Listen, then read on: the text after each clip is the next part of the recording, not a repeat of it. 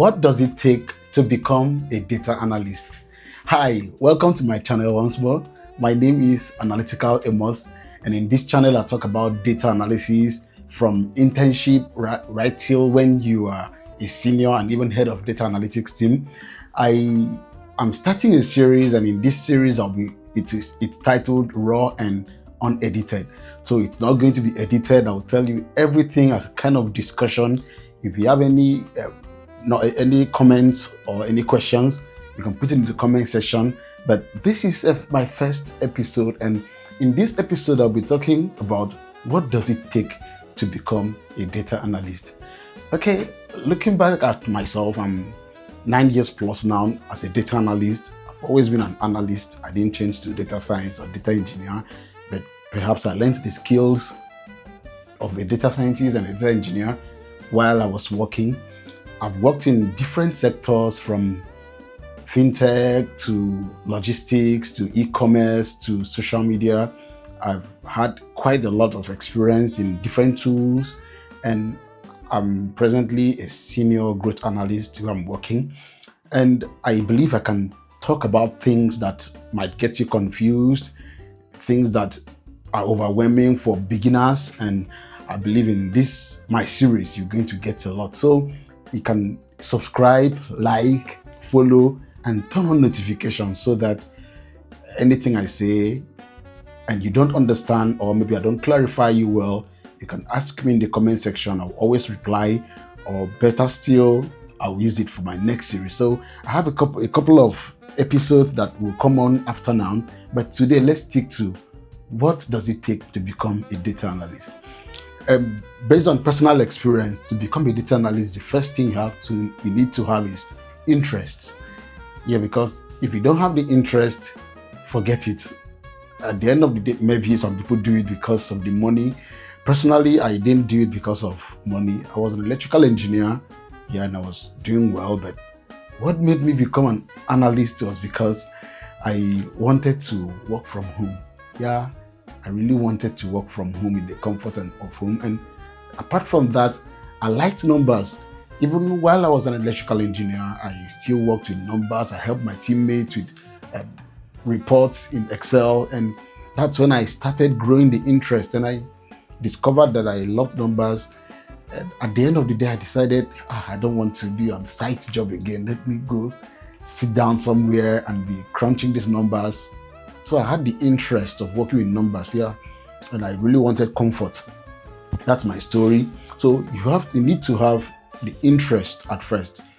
If numbers doesn't interest you, if asking questions doesn't interest you, if analysis doesn't interest you, you might struggle. People do jobs because they just want to make ends meet, but at the end of the day, that's why you see when people go into some career and they're not happy about it, they hate their job, and every day they are complaining one thing or the other. Maybe the company, the boss, the task is because maybe they don't like their job. I love my job, sincerely. Maybe I'm the first person that I've ever said that I really do love my job. I love analysis. And that's number one. You need to have the interest. Then secondly, the skill to become a data analyst. You need to have the skill. What are the skills? First of all, the hard skill, the technical skills, like Excel, Power BI, Tableau, SQL, and you need to have the skill to become a data analyst. You don't just jump. It's not a role that you can just read up and become. No, you have to develop the necessary skills, practice, get tutorials, watch and study. I would say keep practicing to get better, because anything you keep practicing, you get better at it. And when you get to develop the skills, then the next thing you have to do is develop an analytical mindset. It doesn't just end in having the interest, having the skills. The next question is, these your skills, how do you get return on investment with these skills? You need to develop an analytical mindset, because you will get into a business where you get data sets and you start analyzing the data. at the end of the day, it doesn't convert to anything. Maybe you're just analyzing the wrong data or giving results that doesn't make sense. There's what we call North Star metrics. We'll talk about that in maybe episodes that will come after, what the kind of metrics companies actually want, because every company have what they call their North Star metrics. These North Star metrics are metrics that are very much needed in that company. Yeah. So, for example, in a fintech company, you talk about the total volume, transaction value.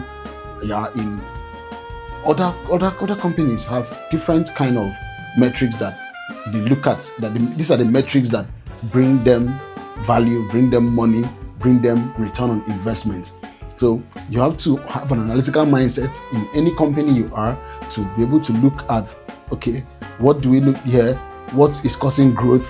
What can make changes? What insights can I pull in to make sure that the business grows?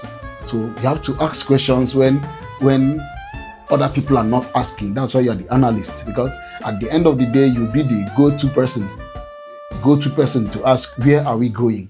I remember one of the companies I got, one of the companies I worked in then, the question the CEO asked me was, we need somebody to take us from 0 to 1 and we think you are that guy.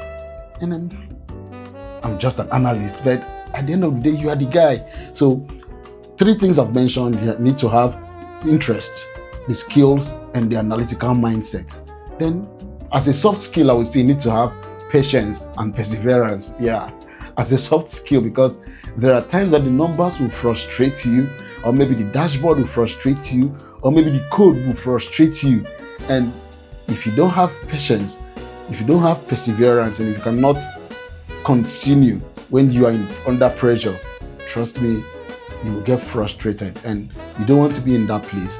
So those are the 3 skills that at least I can talk about now. In subsequent videos, I will tell you a lot about data analysis. I'll tell you from how I grew from an intern to a junior analyst to a senior analyst to heading analytics team, and I will tell you how I started data analyst, or maybe let me say the analytics team of a company from scratch up to where they had structure.